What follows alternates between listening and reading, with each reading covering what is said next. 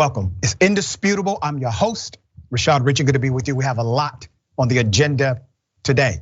In the bullpen, I have with me Larry Elder, misguided conservative, will debate me today about a few issues, including free speech in the United States. My contributor today, none other than Ben Gleib, comedian, NowhereComedyClub.com, and Rebel HQ contributor. Should be a fascinating breakdown. Very smart man. Okay, top story of the day. January 6th committee, they are going to issue a criminal referral to the DOJ. Trump will be included. Trump has a breakdown, and Adam Schiff, who is chairman of the House Intelligence Committee and a former prosecutor, says he believes Trump will be indicted. Here's Adam Schiff.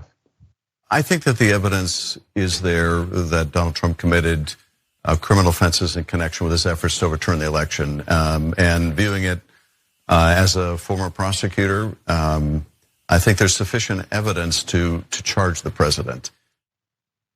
Let me give you the breakdown and the breakdown of Donald Trump. The House Select Committee is expected to recommend criminal charges against former President Donald Trump, which would steer federal investigators into uncharted territory. I'm going to get into that in a minute. The legislative panel investigating the Jan 6 insurrection, the terrorist attack, will likely recommend the Department of Justice charge the ex-president with obstruction of an official proceeding of Congress, conspiracy to defraud the United States, and insurrection, which is an actual constitutional no-no. And it may also recommend similar charges against some Trump advisors and former administration officials. So you may be wondering, well, what does a criminal referral do from the Jan 6 committee? And I've heard other commentators wax poetic about how it means nothing. No, it does mean something.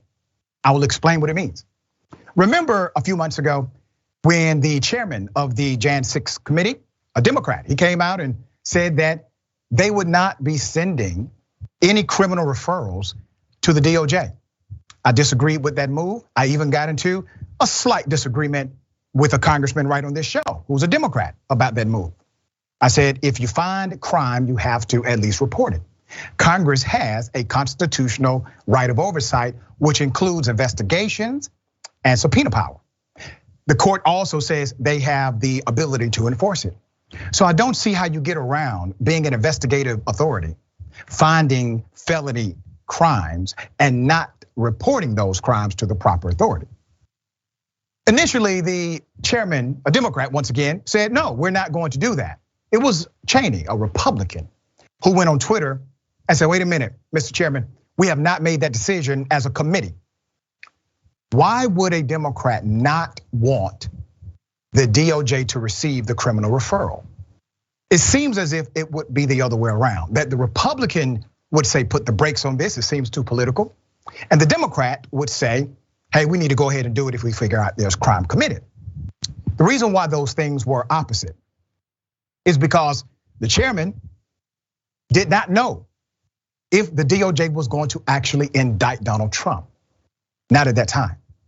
Because if you then send a criminal referral to the DOJ, you as the Democratic chairman of the committee, you have a Democratic president, Democratic vice president, and your DOJ director and everybody else, your attorney general, your FBI guy, everybody else, they work for the current Democratic president. You put political pressure upon them to do something that you don't know if they're going to do yet. You don't know. I think the reason why you actually have a criminal referral happening likely this week is because at least the chairman of the committee is aware this is not going to put additional burden or political burden upon the DOJ, which means the DOJ is going to indict no matter what. Now that's my conclusion based on reading the tea leaves. There's more. A referral really just means that one part of the government is sending to the executive government information and requesting that the Department of Justice investigate these matters, says Stephen A. Salzberg, a law professor, George Washington University. The Justice Department, which is already investigating the matter on its own, will then decide whether or not to act on that request. Although Attorney General Merrick Garland would likely view the legislative referral, which could result in the first criminal charges against a former president, more seriously. One of the purposes of a referral is that if you think there is a crime, it puts some accountability on the prosecutor's decision on whether to charge or not. Richmond said, is an accountability shifting device. And I agree. So how did Donald Trump respond to the reality that he is going to be referred for criminal indictment? Now remember, the United States Congress has determined Trump is already a criminal. When you are impeached, and he was impeached twice, that is an indictment. Yes, it means indictment. Basically, it's a body that has charged you officially. If he was not the president, he would have been charged by a grand jury. But because he is the president or was the president at that time, he can only be, there you go. All right, so now Donald Trump, he responds. What does he say? Well, he has a breakdown. He says, and I quote, the unselect committee of political hacks are the same group that came up with the Russia hoax. That's called deflection, ladies and gentlemen. Not to mention many others. They are corrupt cowards who hate our country. He's building a narrative to create chaos. Same thing he did on January 6th. There's more. Minutes later, he added this: Republicans and patriots all over the land must stand strong and united against the thugs and scoundrels of the unselect committee. It will be a dark period in American history, but with darkness comes light. Now that sounds like a threat. All right, so he's doing the same exact thing he did before. And he's hoping to rally weak-minded, bigoted, racist individuals to his cause. That's the reason he gave them protection. That's the reason he said, good people on both sides. That's the reason he told the Proud Boys to stand by. Listen, this man, and that's all he is. I don't give a damn that he's the former president of the United States or how much money he has. This mere man must be indicted, period. Now, democracy is on the edge of being something completely unrecognizable. We have a decision to make as a country. Either people are above the law or they are not. That's it. It's not that complicated. And some of you will say, well, this creates a slippery slope to charge a former United States president. Damn it, we are already on the slippery slope. All right, my dear brother, thoughts here.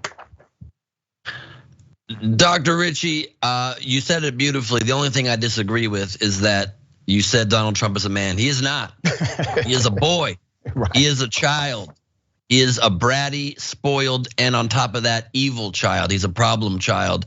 And it is fantastic that the select committee will be recommending criminal indictments against him. If for no other reason, I hope that your read of the tea leaves are right, but if for no other reason, that in case they are not, and that they do what so often our Justice Department does these days and is not hold those in power to account, this at least will go down in history as 3 criminal referrals for indictments for crimes against the United States caused and committed by a former president. It's never been done before, and that will stain his legacy yet again. This man is a monster. He's not a man. He is a disgusting excuse for a human being.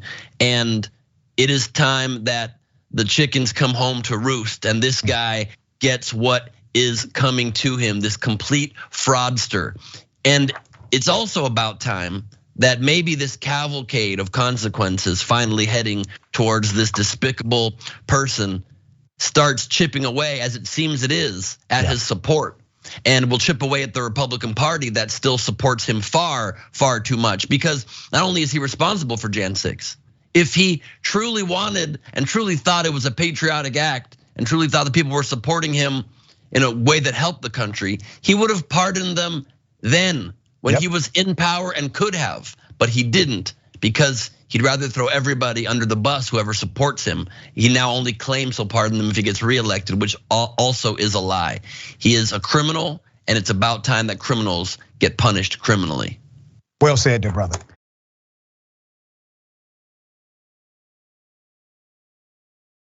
A cop gave an unsheltered man a sandwich that contained human excrement.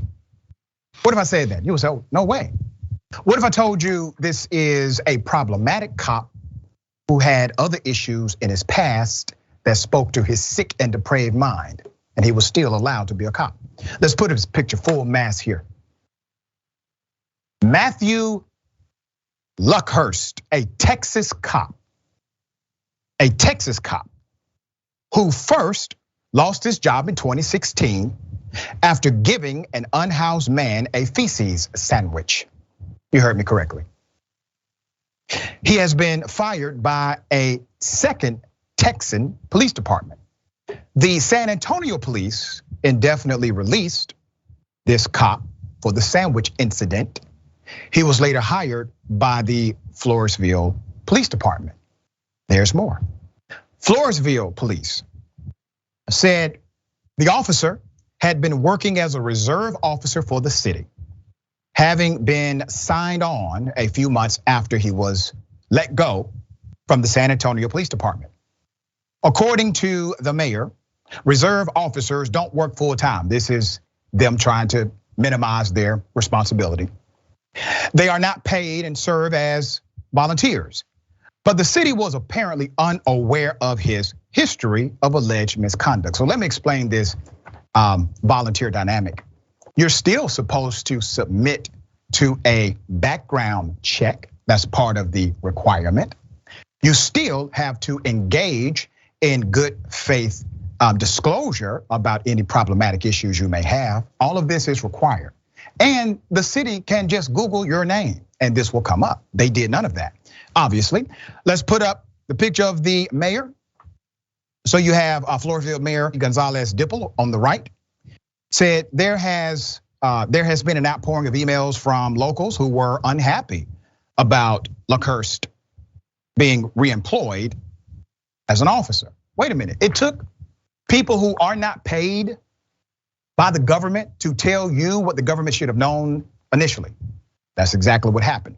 The mayor said in a statement from last week, and I quote, Matthew Luckhurst was released from employment. Wait a minute, man, I thought you said it was a volunteer action. All right, released from employment with the Floresville Police Department yesterday, December 13th. Our city manager, Andy Jocelyn, is implementing stricter hiring policies for all city of Floresville employees. He is also working with the Chief Herrera, on the reserve program. So you got the Floresville Chief of Police, Lorenzo Herrera. You have that he's in the center. The department released a statement on Facebook on December 13th. Everybody's now trying to figure out how to clean it up. That started by addressing the concerns raised by Luckhurst's hiring and emphasized his position as a reserve officer. So it says in the statement, unfortunately, the Floresville Police Department was not fully aware of the entire incident involving the alleged incident, as the same individual had previously been issued a general discharge by the previous law enforcement agency. And FPD does not condone any of the alleged actions, but rest assured they do not condone the alleged actions and will do whatever is necessary to ensure the continued safety of its citizens. Okay, so there's an element of truth here. And the truth is, the officer is right, the deputy or the chief is correct. Why? Because the cop received a general discharge. They could have decertified the guy. They could have fired him with an explanation. They could have literally called Post, which is your certification outfit. They could have called Post and said, do not certify this guy again to ever be a cop, and here's why. But they did none of that. There's more. Backstory per the insider. The officer, Luckhurst, was first terminated by the San Antonio police in 2016 after an internal investigation determined that he placed feces between slices of bread and gave it to a homeless man while on duty. That's according to KSAT. The police officer won an appeal over the feces sandwich incident due to a local government code that prevents officers from being disciplined or conduct occurring over 180 days ago. There's more. There was another feces related incident.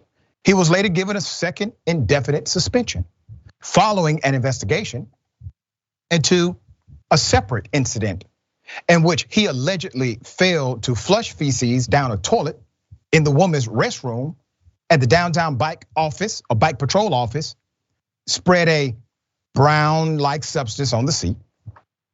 Luckhurst took responsibility for the toilet incident, but said it was a prank and apologized. In hindsight, it was immature, he said at a hearing. However, he did not win his appeal against the toilet incident. The arbitrator assigned to the case decided that SAPD chief was justified in terminating him, citing the egregious nature of the conduct aimed at women. So let's get this straight, okay? He gives a human being a feces sandwich who happens to be unsheltered, which means he doesn't have a lot of influence over the police department for sure. No biggie, he is allowed to remain. But he does a prank and he is let go. Now, naturally, both are bad. I think we all can agree that getting a sandwich of feces and you're unsheltered and hungry, now damn it, that's just evil, right? He should have been arrested for that. They want to hide behind the 180 days. Please understand, he could have been arrested for that. He was not. All right, so that's the development of the story. My dear brother, thoughts here? Everything about this story is insane. This story is a feces sandwich that was allowed to occur. It's unreal. Several things. First of all, these statutes protecting police officers. His argument is literally, yes, I did almost poison a man in the most demoralizing, dehumanizing way possible by giving him a feces sandwich to eat. But in my defense, it was over 6 months ago. That's the defense? That happened over 6 months ago. So what's the problem? Then no one even mentions in the incident that did get him released, the fact that he was in the woman's restroom. What's he doing using the woman's restroom, let alone spreading brown tapioca on the toilet seat? And only in retrospect did he realize it was immature. He thought it was very mature at the time. This is what an officer of the law should be doing, pulling pranks in the women's restroom after using it creepily. But thinking back on it, I could have used better judgment. Then the Floresville department says that they will now be using stricter hiring practices. How are strict hiring practices not part of your approach from day one? Exactly. Your plan is let's let officers who are disgusting, immoral human beings serve on our reserves until there's an outcry. Then maybe let's crack the whip a little and tighten it up. That's your move? That's the time that you decide to step up the way you do things? It's a disgusting thing in all respects. And finally, Floresville made sure they put out the announcement, clearing everything up, saying, we do not condone this behavior. Could you imagine if they came out saying they did condone it? Normally we do condone feces sandwiches, but just not this time. That's too little, too late, saying you don't condone disgusting behavior. The man, as you said, should have been arrested for demoralizing a human being. The fact he was put on another police force for even a day, even as a reserve, is disgusting. And people should be fired for it. That's like you said, Google's right there at your fingertips. Yeah, somebody in the city should have been held accountable. It doesn't seem as if they were. And you're right. Them saying, we completely disagree with what he did. Of course. Wow, what a revelation. Right, exactly. What a revelation. Right, okay.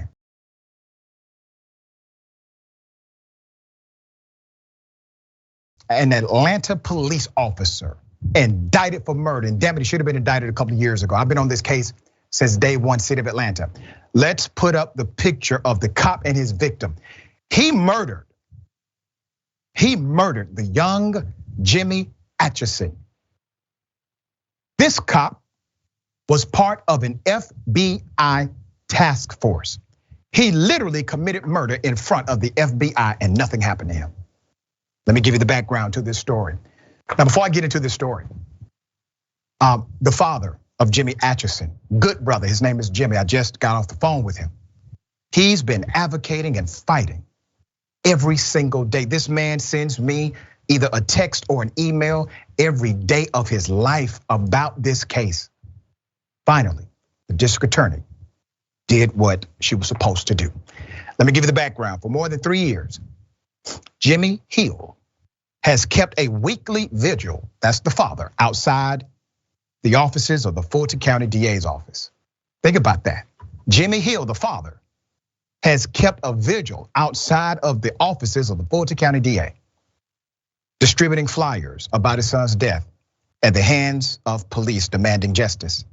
This week, former Atlanta police officer Sung Kim was indicted on charges of felony murder, involuntary manslaughter, and violation of oath by a public officer in connection with the shooting death of 21-year-old Jimmy Atchison, which took place January 2019. Let me give you some more background.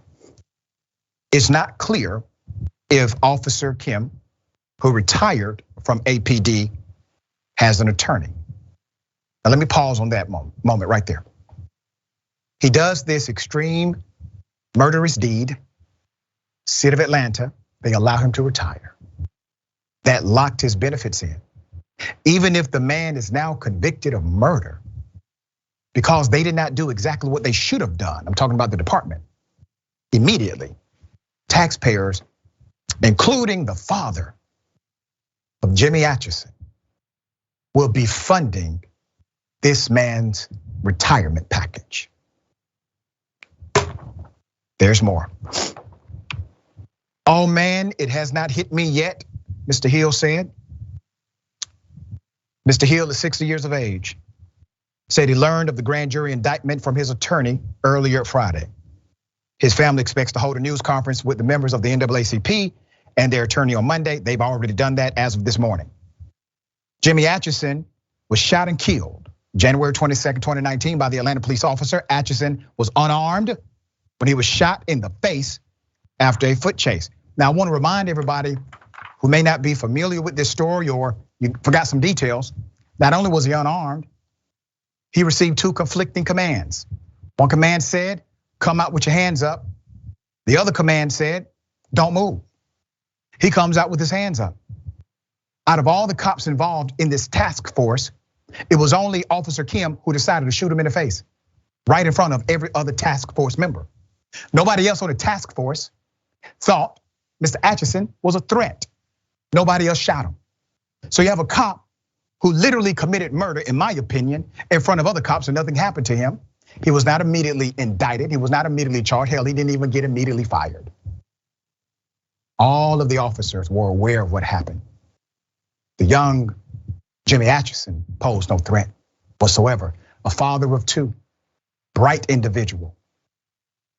An investigation by the previous administration in the Fulton DA's office, that would have been DA Paul Howard, found the shooting to be unjustified and recommended the officer who killed Atchison be charged with felony murder. The previous DA said that. The officer has said he believed Atchison was armed, but investigators later confirmed he was not. The Atlanta Journal-Constitution previously reported. Officers were pursuing Atchison at an apartment complex while trying to serve him on a warrant. Now you may ask, well, wait a minute, the district attorney said the man needs to be indicted. What happened? Well, because Officer Kim was part of an FBI task force, it created a complexity that the previous DA could not overcome. He tried. He literally took the federal government to court, trying to bypass the immunity dynamic connected to the case. It was not until recently that the new DA was able to get through the barriers, and you have an indictment. All right, Ben, thoughts here? Once again, you have red tape that makes justice so difficult to attain in this country. There's red tape that puts a block in the way of justice when somebody who's unarmed gets shot in the face. That's how our laws go in this country. That's how it's set up. it's a travesty. And thank God this is finally heading towards justice, long deserved justice. If you look at any video of Mr. Hill, the man's father, the humanity just pours out of him. That's right. Seeing this man nearly 4 years now after his son's brutal murder, handing out flyers, trying to get outside the DA's office, trying to get people to understand the inhumanity, the horrible crime that happened. And it looks like at least he can hopefully start to breathe a little bit easier, knowing that his work is paying off and his honoring of his son's memory is paying off, because it's very, very hard to hold law enforcement to account in this country, as we see time and again. But sometimes justice does come, and let's hope that it goes all the way through to a conviction of murder against this officer, shooting an innocent man in the face. That needs to be rectified. We need more stories that end up this way, and it needs to not take 4 years. The toll on a man having to deal with a lack of justice for 4 years. And there's many other cases in this exact same police department that are unjust murders of family members. And so hopefully this leads to getting rid of some of that red tape and getting us more towards justice as a norm and not the exception to the rule. That's right. Well said, brother. You made a very insightful observation. The humanity of Mr. Hill shows in everything he does. Today was the first day, and I didn't realize this, Ben, until I spoke to him in the context of an indictment for the man who murdered his son. For the first time, I heard some level of relief in his voice. For years, he has always spoken in a tone that was indicative of a hurting father, rightfully so. Today was the first time I ever heard the brother actually seem as if he can take a breath. All right, we have more on the other side. It's indisputable. Stick and stay.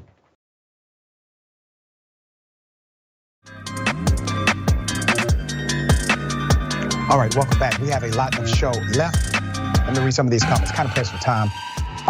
Lynn, happy Hanukkah, Ben, and to everyone else who celebrates. Wishing you peace and light. Thank you. There you go. You too. Wolf Dragon Donna says, if we don't get the hell off this slippery slope damn soon, we'll be completely screwed. If the DOJ doesn't prosecute Trump, the rest of the fullest extent of the law, majority of Americans are going to be pissed. Yeah, that's true. Many already are. C. Michael Henson, thank you, C. Michael. Honestly, I believe this cop has mental issues. Why do these departments keep hiring crazies? I just think he's sick, all right? Depraved. If that's a mental issue, so be it. But he definitely knows right from wrong. And Obadiah Hotep B1, member for 4 months, thank you for that. Finally, he's got the label he deserves, a criminal. There you go. Bernie the Kiwi Dragon, member for 6 months, thank you. Good evening from the UK. Ben and Dr. Richey, had the cop been employed to staff the police station kitchen, it would have been a very different outcome. There you go. Got something for you. Ladies and gentlemen, I wish a Karen would. You want to call the police on them for having a barbecue on a Sunday. I feel free. Back off. I'm going to tell them there's an African-American man threatening my life. Taping my number. And if you go near my car, I swear to God. Just want the VIN. Oh, you want to? He just grabbed me. You better stop touching me. Lady, you're going to jail. No, you are. All I did. Oh, I have more video. Here's why that happened. What it is, you wasn't expecting my response. That's what it was. Right now, you don't block me. Right now, you are threatening me. Y'all see this? Right now, I'm threatening you. I cannot give you an answer. No, you know why you can't give me an answer? Because it speaks it right here. You're blocking me in and you don't even know me. Over parking? No, you immediately told me that you were calling the police, and where did I come from? How dare you? When you in 2022, you still doing it, Karen? You should have asked me my name. You need to back off. No, you're keeping me hostage right now by blocking my car in. You won't allow me to leave. Here's my car, everybody. Get out. Oh, now I got room to get out, but you just told me that I couldn't go. Well, you can't hold me nowhere. I did not say that. What? You don't think. When they replay this video, they'll see it, because, baby, you don't know me. I go viral, and you're gonna go viral. You go viral, but you have not Karen, no, you don't. This is my phone. How dare you, Karen? How dare you, Karen? You need to back off. No, you need to let me go. You need to move out my spot. You need to let me back up. Right. So then why are you blocking me in? Because I need the police to come now. And you're afraid for your life? Because I am. Yeah, I'm very afraid. Good. Because you are trapping me in, and I am very afraid from. You're not. Wish I would go around somebody. You gonna move your ass out the way. Well, I got your. I don't care. Then take it. Yep. Illegal. That's your context. Here's the consequence. Taping my number, and if you go near my car, I swear to God. Just want the VIN. Oh, you want to? He just grabbed me. You better stop touching me. Lady, you're going to jail. No, you are. All I did. You saw that, right? So let's highlight what you just witnessed. You saw the classic example, not even very creative, the classic Karenicity, weaponizing tears or emotion, fear. If this Karen was afraid, do you think she would have stood there blocking somebody in from moving out of that apartment or that parking lot? She was just trying to leave. She was there to visit somebody. This Karen did not appreciate her presence. And so the Karen did what many Karens do. They required you show them freedom papers. Who are you? What right do you have to be here? It's called the Constitution. I have the right of mobility. That's actually a thing. It's called interstate travel. You have a constitutional right to assemble. You have the right to free speech. You have all of these rights. You have the right to exist. So this Karen decides to block in a person and stop them from moving. Well, that's a crime. The Karen then engages in what we see in the video, engages in an aggressive action to literally go to the property, to go to the car of the individual she's blocking. And then there's a natural response, which you can defend property. That is completely legal. You can defend your property from people like her. She defends her property. To be quite honest with you, based on the law, once the person said you cannot leave or you cannot move, they have no authority to do this. You could have utilized appropriate force then in order to get out of there. But the woman, the victim, was patient with this Karen. And then the Karen goes to the ground, rightfully so. And all of a sudden, she's screaming and yelling. And then she calms down and says, you're going to jail. See, that was the intended outcome. She wanted to put this black woman in her place. And what was her plan? Her plan from the beginning was to have the police do it for her. Well, why does she think the police would do this for her? Because historically they have. All right, Ben, thoughts here? Yeah, you do absolutely have constitutional right to free movement and to protect your own property. But I'm not sure, is there a clause in the Constitution that says bitter, angry, racist white women get more rights than others? Oh, no. And they get to restrain black Americans and tell them what it is that they can and can't do? Because I think she thinks that's in the Constitution. And I'm pretty sure she's wrong. I need to reread it, but I'm pretty sure that's not in there. The entitlement of these people, it's unbelievable. Thank God for smartphones. That's all I can say.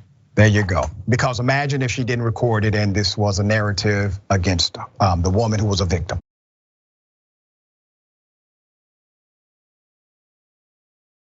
Students at a high school, they all walk out because the school allowed a teacher who used the N-word multiple times to come back with virtually no penalty whatsoever. This was in Decatur, Georgia. Students walked out of class in protest after the teacher used the N-word and was allowed to simply act as if nothing happened. Here's some of the video. Decatur feels uncomfortable by this. He is still a teacher in our school and can educate us. We have no respect for him. And realistically, we have no respect for the decision that nothing has been done. So we just want to know what changes we made. So there things have been done and things were continued to be done.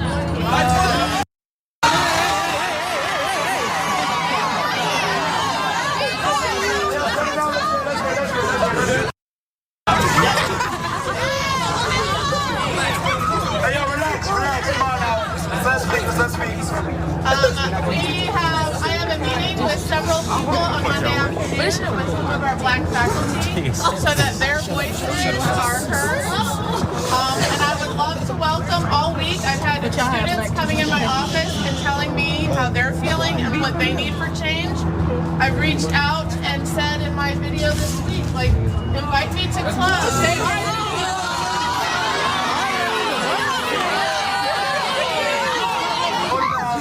I would like to say that as we unite, we will not tolerate no action being taken against him. Let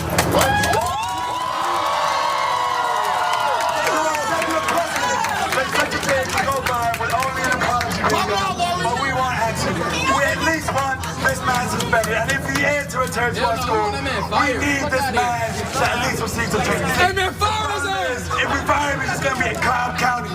Maybe the cab as another race teacher. We need to change this. We need to change this man. Decatur, Georgia is in the metro area of Atlanta where I'm at.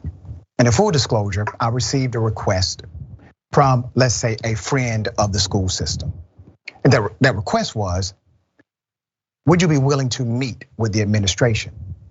My answer stands. No, not until the teacher's fired. Now, once the teacher is fired, once there's a disciplinary process, I will. But I stand with the students. And the students are not receiving the justice they deserve. So until that happens, I will simply criticize the school, the teacher, and the principal. That's it. That's what you will get from me. It needs to happen this week. Let me give you the background to this. And those students are the ones acting like the adults. Put up the picture of the school. I'm going to tell you the principal and everything else. Principal Rochelle Lofstrand failed to be a leader. Last Friday, hundreds of students walked out of Decatur High School after the teacher used the N-word and there was no penalty. Based on what we can gather from the LinkedIn profile, Facebook, and the school's teacher directory, Mr. John Chestnut is a physics teacher at Decatur High School. It all began when two students were heard using the N-word in class, according to the narrative. Mr. Chestnut tried but failed to correct them when he chose to use the N-word himself a bunch of times. Students said he kept saying it over and over again, ultimately defeating the entire purpose of whatever lesson he attempted to make. His use of the word made a lasting impact on the students, so they held a rally in protest of this behavior.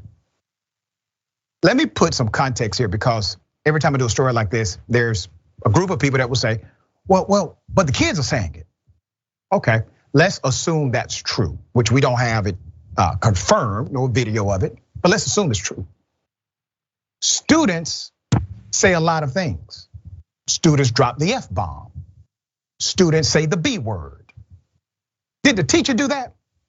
Do educators utilize the same profanity that immature students use? No, because they are hired as what? Professionals. So if you're a professional, the obligation is upon you to be professional, regardless of unprofessionalism by others. There's more. Senior Mika Wolf, co-president of the Black Student Union, had this to say, and I quote, "People were appalled in the class. Everybody was shocked. This is not something acceptable for a teacher to say. They asked him what he had said. You know, what he did, he repeated it twice more. He said the N-word. One time was a possibility of it being a mistake. I mean, the black students are literally trying to give this guy the benefit of the doubt. But 2 more times, being 3 times in total, that is not a mistake. After that, he sat down at his desk and he said, I can say whatever I want. Put up the superintendent.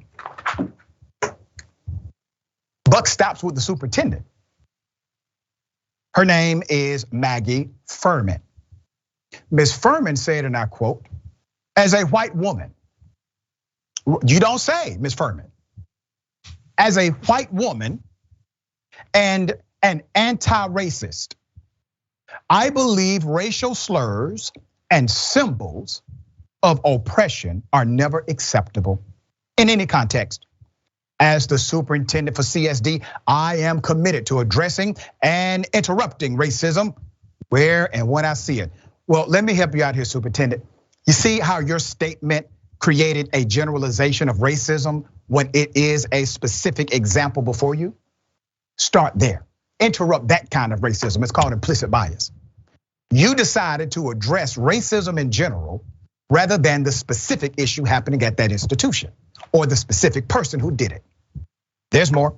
As I have learned more about the situations, it is clear that both of these were harmful to students, members of our community, and to CSD staff members. I want to ensure our students, staff, and community that there are several layers to our approach in addressing these situations as work is done to repair the harm committed. Damn it, it's not complicated. Fire the man. Tell the students you stand with them and love them. Show through example who you actually say you are. It's not complicated at all. These children should not have to walk out of class to get your attention because there's a teacher saying the N-word to them. Students are not always listening. I've been a high school teacher myself, but they are always learning. They are always learning. What do you think you're teaching them by this kind of action? Decatur High School principal Rochelle Lofstrin sent out a letter to parents detailing the incident and expressing that any form of discrimination is not acceptable. Once again, generalization. The letter in part reads like the letters we've seen one too many times in cases like this. Mr. Chestnut was removed from class for only 1 day, and in part had this to say when he came back.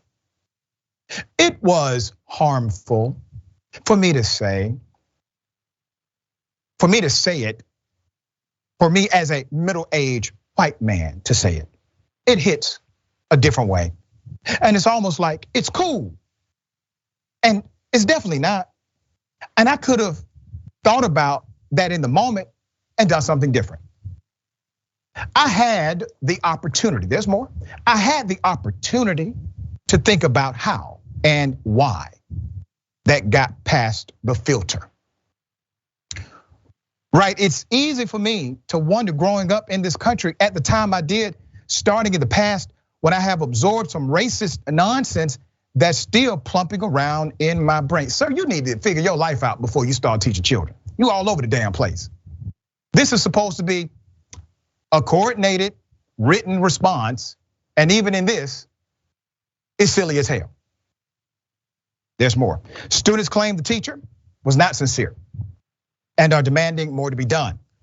Mika Wolf said, that's the leader, the young leader at the institution, at the school, said, and I quote, "We do not want a precedent to be set."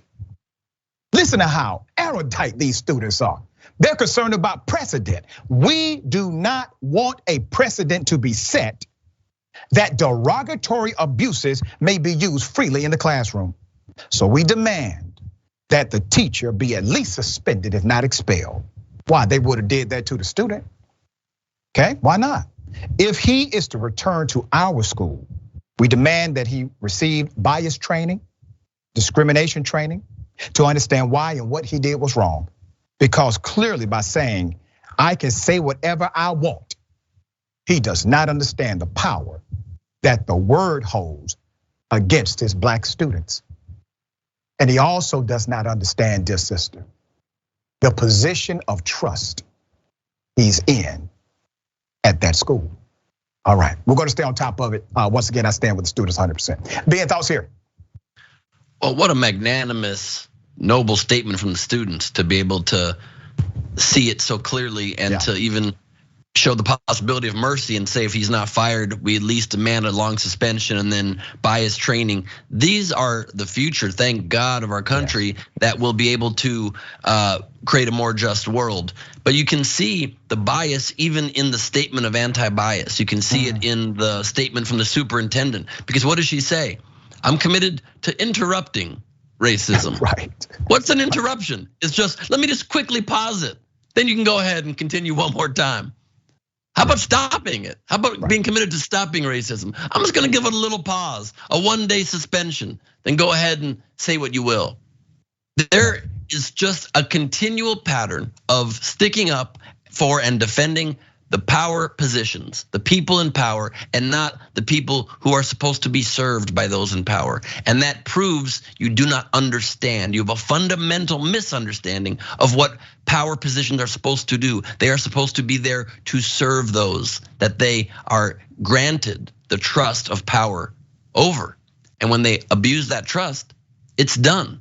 If the apology, if the correction is not to the satisfaction of the aggrieved parties, they need to be let go, because that is the consequence. This man teaches physics. That's a physics reaction right there. You do something that offends people, there is an equal and opposite reaction. Response. You're gone. That's right. The energy transfers. All right, we got more on the other side. It's indisputable, stick and stay.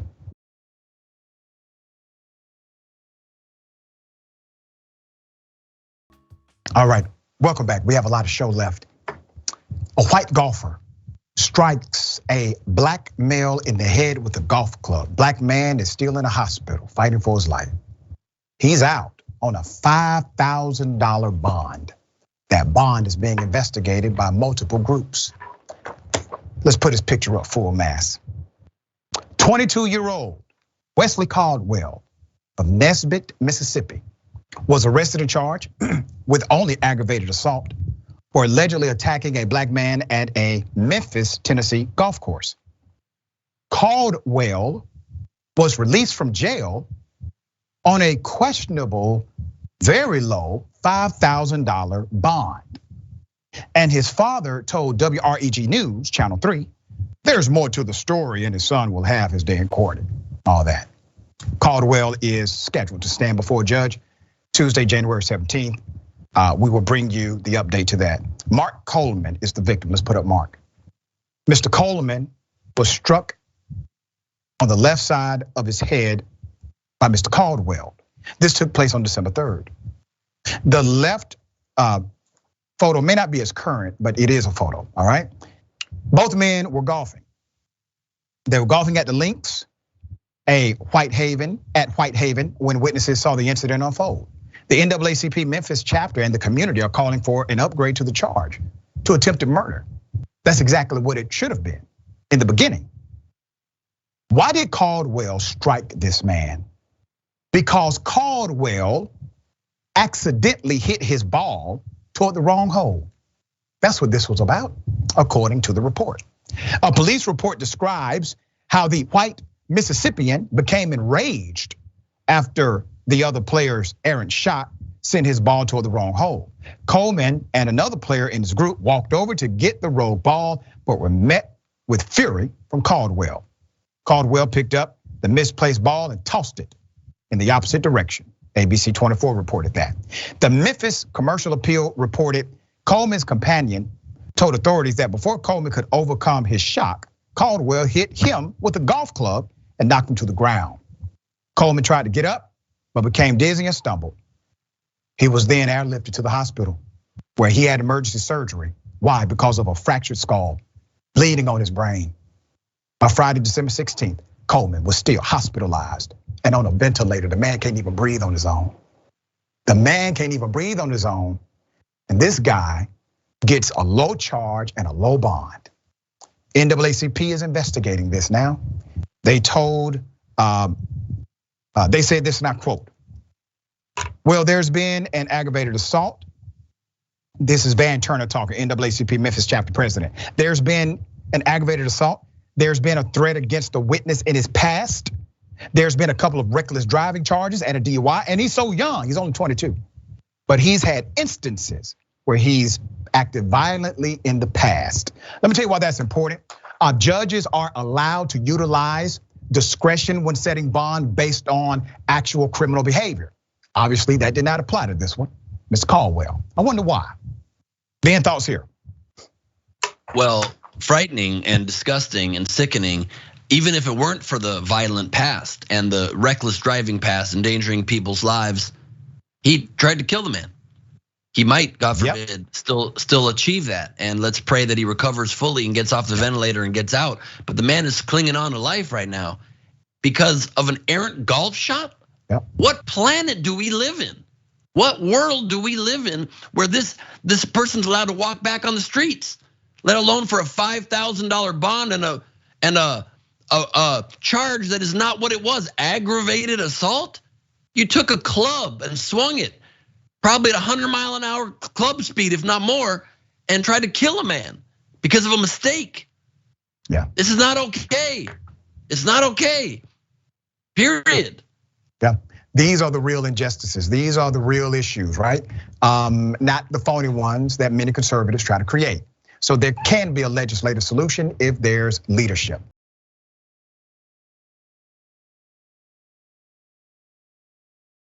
Tucker Carlson refused to say if he would endorse Donald Trump. Here it is.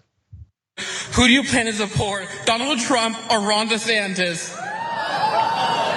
Well, who am I going to support? Well, Joshua, as you've noticed, my endorsement means a lot to American voters.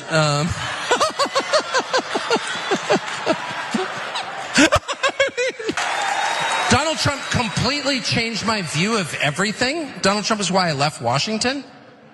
And he did it in a really simple way by asking questions that no one around him could answer.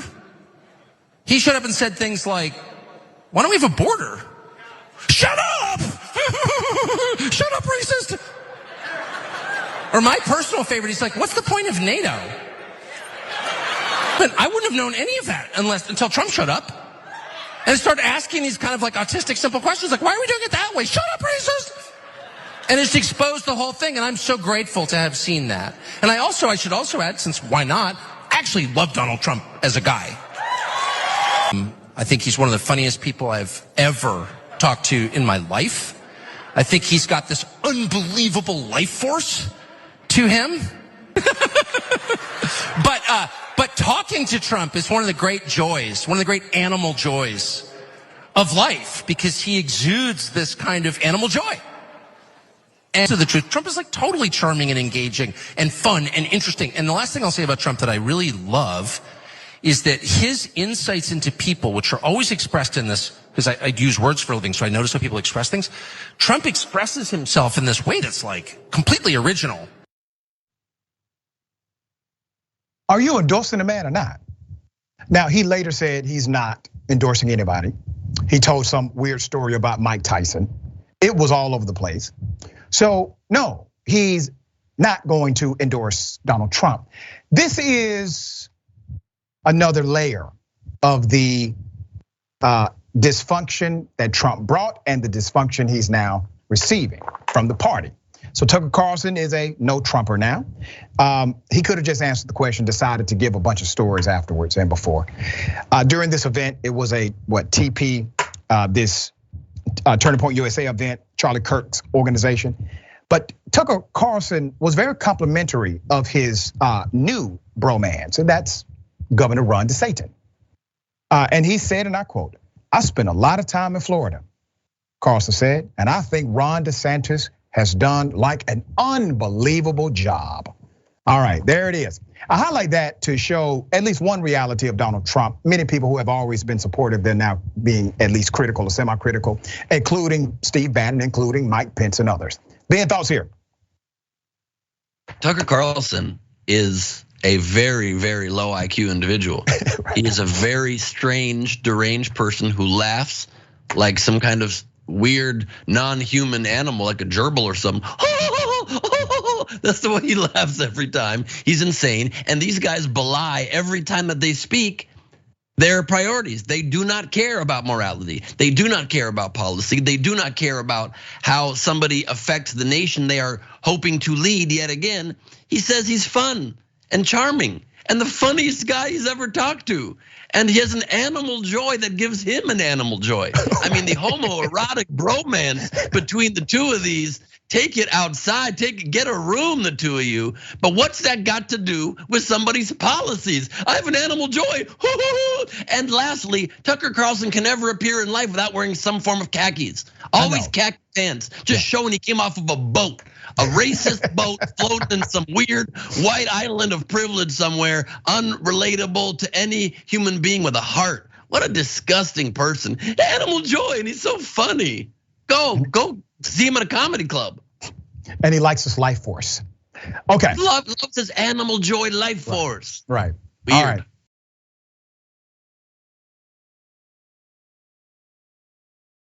There's a black woman who was brutally attacked by the police. The police are now under fire. Let me take you to this video first. Here it is. Still on crutches, and I walk with a limp, and I still got the crack in my pelvis. 25-year-old Ashley Sims is suing Detroit police for $10 million in an excessive force lawsuit after they allegedly assaulted her during a block party. My mouth was so bloody, and my leg was broke, like nobody helped me. On August 7th, Sims attended a block party, and by 2 a.m., police shut it down for unknown reasons. As they was ending the party, they was pushing the crowd to one side, and my car was parked on the other side, so I was trying to go the other way, and then that's when I was hit by the officer. Sims says one of the officers, without warning, punched her, causing her to fall to the ground. She fractured her left hip and pelvis. She also split her lip. It was so gruesome, we could not even show you all of the actual carnage that happened to her. Now, they have refused to allow access to the body cam footage. That's number one. Number two, they have also refused to allow us as the media see the police report. Let me give you some background. Detroit police are under fire after the video, which apparently caught police assaulting a woman, has now become major in a lawsuit. Let's go to the picture of the victim full mass.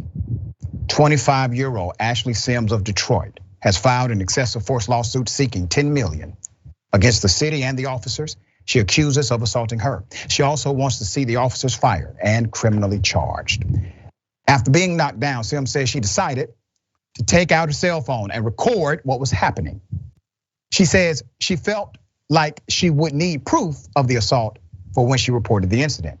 The police got a lot of power, so if I wouldn't have gotten that video, they would have overridden anything I would have said.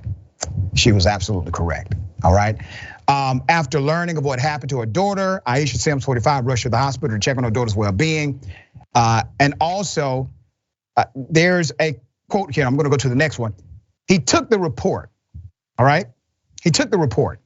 I was recording the whole time. I said, I need to know these officers' names. They were trying to shut me up and get me out of there. And I said, okay, I'm going public. Aisha says she felt the police tried to dismiss the incident. Obviously, she held them accountable. James E. White has been the chief of the Detroit Police Department since June 2021.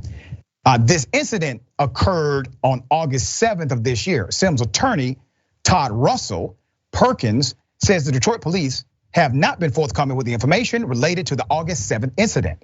He says the police have not released any details of the investigation, not even the police report, nor the body camera.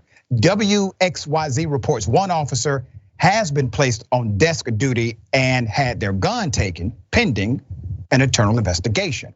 No cops have been charged. All right, we're gonna stay on top of this, obviously. Miscarriage of justice, lawsuit has to be filed in order for some movement to take place. Should not be this hard. Ben, thoughts here? Yeah, yet again, it is brutality that is just instinctually covered up. It's instinctive for the police departments to just protect horrible behavior instead of training your officers better, instead of holding them to account, instead of saying, we're so sorry this happened. It's always this boys club. It's always this insular club of, well, we must protect our people. When it says on the side of every car to protect and to serve, it's not to protect and to serve themselves, but that's how it seems oftentimes. They're there to protect and serve the public. But as soon as anything goes down, any injustice happens, which happens far too often, they're there to protect and serve their own interests. And again, thankfully, people have cell phones and they can try to do it. But you just see somebody being treated subhuman, and that's not okay.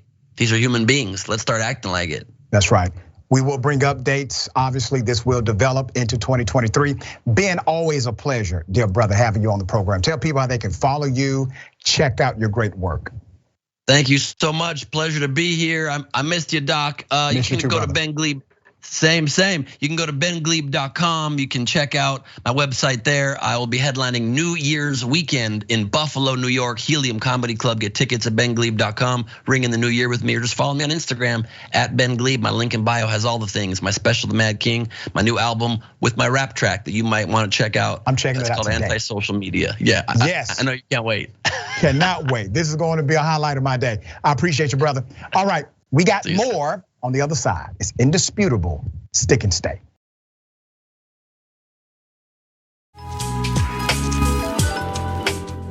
Welcome back. Always good to be with you.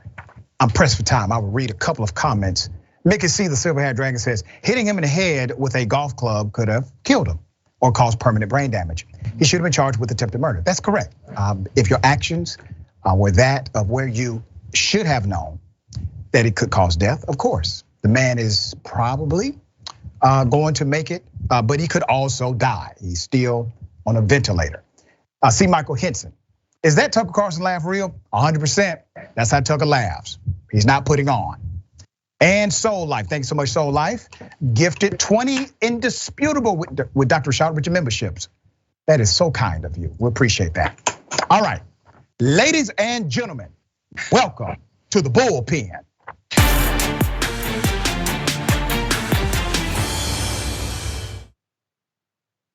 In the bullpen today, we have Mr. Larry Elder, political commentator, host of the Larry Elder Show, graduate, Michigan University Law School, and a lot of other accomplishments. Mr. Elder, good day, sir, welcome. Dr. Richey, thank you so much for having me, I appreciate it. Well, we appreciate you being on the show. We're going to chop it up about a couple of elements related to free speech. Elon Musk obviously has been in the news as it relates to Twitter. He has deplatformed many journalists lately. And then there's this more general conversation about social media platforms and the regulation of content. I don't want to presume what you know or believe about these social media platforms and its obligation to free speech or not. So if you would, give us your sentiment and I will then opine. Well, regarding the journalist that he has deplatformed, he put him back on. He took a poll and found out that most people did not like the idea that he was doing that. But he did it in my opinion, for a legitimate reason, and that is that he had a stalker. Also, some people were identifying where he was at a given time. This is a famous guy with a lot of enemies, and he's concerned about his security. But as to the general question, what the Twitter files have revealed, Dr. Richey, is that there was a pervasive attempt to silence, I shouldn't say attempt, effort to silence conservatives and conservative content. They did not tell conservatives that they were bottle capping them. Not only did they not tell them, they publicly and under oath denied they were doing it. Jack Dorsey, the former founder and owner of Twitter, publicly said, we are not censoring people based upon ideology. Clearly they were. A bunch of FBI agents, former FBI agents, also worked at Twitter, and the suppression of content, the interaction with the FBI, the DOJ, to me is scary. A lot of people were simply not able to get their information out, including COVID. 100 million people were thrown into poverty because of the lockdowns worldwide, Dr. Richey, and in the United States. I'm in California. About a third of all small restaurants are now gone forever. Many of them owned by black and brown people, the people on the left that people on the left claim that they care about. Depression was up, suicide's up, opioid addiction has been up, murder is up, all because of these lockdowns. And there was a declaration called the Great Barrington Declaration, signed by 3 esteemed epidemiologists, ultimately signed by 50,000 scientists and medical professionals and hundreds of thousands of other people, saying that the lockdown was a bad idea. That document was suppressed. People like Dr. Bhattacharya of Stanford, who was co-signer of that document, was deplatformed. So a lot of people never heard the counter argument about lockdowns, counter argument about mandates, and a lot of people suffered as a result of it. Let me respond to what you have laid out thoughtfully. You laid out a couple of elements, but I think I have them all. So let me first respond to the Elon Musk issue.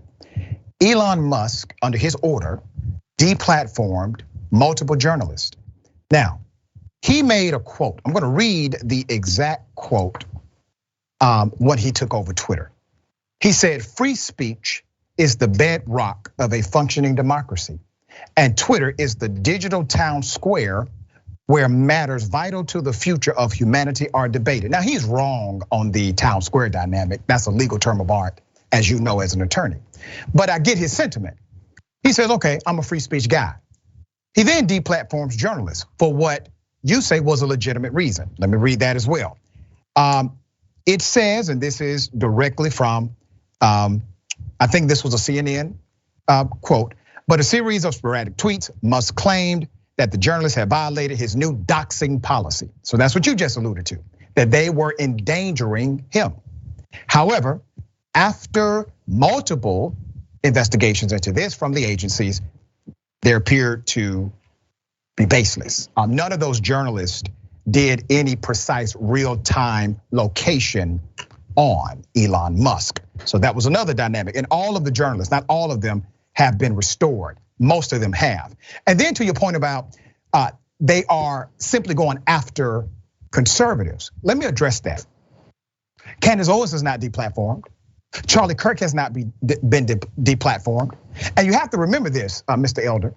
When you engage in a contract with Twitter, Facebook, whoever it is, you literally agree that if you violate their community standards, they have the right to deplatform you. You put your signature on that. You say, I agree, boom, and you click the button. And all of a sudden, you don't want to be accountable to what you agreed to. If you agreed, you would follow certain rules and you decide to violate those rules, or if for some reason they believe you're problematic, they have the right to say no to serve you. Now, I do find it quite ironic that many conservatives are okay with the argument of not serving a person who's gay or lesbian. They're okay with that. But they're not okay with Twitter saying, we're gonna deplatform you because you broke our rules. You guys can't have it both ways, dear brother. Twitter is a private company. The Constitution, First Amendment, makes it clear. Congress shall make no law to establish religion, prohibiting free speech, etc. Twitter is not the US Congress. Then Donald Trump himself filed a lawsuit, called it a class action, never qualified it to be so. But he said, well, Twitter has to allow me to speak, has to allow conservative voices. Well, no, they don't, because the freedom of speech clause applies to governmental operations typically. So I don't get the ambiguity here. There's a dysfunction, a duality. Donald Trump is suing social media companies, saying, well, they need to let me say what I want to say. And then there's a protection of Elon Musk saying, well, people can't say what they want to say. And by the way, even that doxing thing, the person who was behind it, dear brother, he was utilizing publicly available information from the FCC. So if you have a problem with publicly available information from the FCC on your jet, then you need to sue the FCC, which he did not do. All right, go ahead. What's your response? Let me try to unpack at least some of what you just now said. Okay. We're bearing the lead here. The lead is that Twitter has been restricting the access to posts put on by conservatives. The string of Twitter files has acknowledged this. They did not advise the person that they were doing this. They denied that they were doing it under oath. That's the big story here. Now, regarding Elon Musk's inconsistency in your view, again, he already has retreated on that and put the reporters back on the platform after saying that he was going to deplatform them. So to me, that's just a minor issue. The big issue is the collusion between Twitter, the FBI, the DOJ, the fact that they were silencing conservative voices, not telling the conservative voices that they were being silenced, and publicly denying it. That to me is the issue. All right, so let's talk about that. I do believe that private companies have the right to deplatform individuals that violate particular rules. I don't want children to be in the same place as a person using the N-word, etc. I don't want that, right? So let's go to the point you made about an affiliation of Twitter and the federal government. Many major companies, as you know, as a prolific businessman yourself, many major companies have some level of coordination with governmental entities. I will bring to your attention, brother, the NFL. The NFL hires former FBI directors or FBI agents to work as investigators and other positions in the NFL. They have a lot of money, they can do that. So there's an affiliation. There's also a tax affiliation where they receive a tax abatement because of their special status. The federal government gives the NFL that coordinated status. That's another level of coordination. However, when Colin Kaepernick took a knee, when Colin Kaepernick engaged in a peaceful protest, nobody said, well, the NFL can't fire Colin Kaepernick. They can't penalize him for free speech. The NFL is basically a governmental agency with all of their partnerships with the federal government. Nobody said that for our dear brother Colin Kaepernick. We're saying that for politicians, we're saying it for well-connected rich white men, but we did not say it for the brother Colin Kaepernick, who took a knee and engaged in a peaceful protest about black and brown people being brutalized by the police. You may not like the protest, Larry, but you can't say it was not a peaceful protest, and you can't say the NFL does not have loose affiliation or direct affiliation with members of government. Your response? It's one thing to have affiliations with members of the government. It's another thing to deny that you were doing it, and that's the problem that I have with Twitter. They were absolutely denying it. They were suppressing conservative content, not telling people, denying it, and even, as I said before, Jack Dorsey denied it under oath. As to it being a private company, we tell private companies what to do regarding all sorts of things. Right now, as we speak, there's a case before the Supreme Court regarding a woman who makes websites for weddings. And the Civil Rights Commission in Colorado is forcing her to accept a offer to do a website for a gay wedding, even though it's against her religious convictions. We tell companies that they must pay a minimum wage. We tell companies they must pay a livable wage. We tell companies they must provide family and medical leave paid. There are all sorts of things we do to private companies that, in my opinion, we ought not do, but we do it. Okay. But you agree with me that Twitter is not violating the constitutional dynamic known as free speech because they're not the government. Actually, they're violating their own code of ethics. If you read the string of emails back and forth with executives, many of them felt that Donald Trump had not done anything, including his speech, that supposedly encouraged insurrection. But that's not the question, and I don't mean to interrupt, brother. We have 1 minute for the next show, that's all. Okay, even members of Twitter felt that Donald Trump should not have been deplatformed. There was a great deal of debate about that. And there were several of them who said that Donald Trump had not said anything that was what does that change? Akin to an insurrection. He shouldn't have been. That's great insight. I'm glad you know that information. Because there's an internal argument with management about if they should allow somebody on the premises or not. That does not negate the fact they have the right to kick somebody off the premises as a private company. Well, it'd be very nice if they said they were doing it and not denying it. That's my point, Dr. Richey. Okay, so I get that. If they lied, I think the emphasis should be upon their morality and honesty. But the issue for me is a bigger dynamic. The general issue is precedent. Is Twitter a private company? Yes. Do private companies enjoy this freedom? Yes.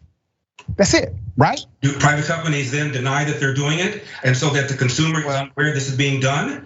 That's the problem. And remember, this was an algorithm dynamic. I just want to say that for the record, the algorithm was set, and people like humans make the algorithm, doctor. Right, I get you, brother. Now remember, the algorithm was set, but when we talk about this being a class action dynamic against conservatives only, you're not deplatformed. Candace Owens is not deplatformed.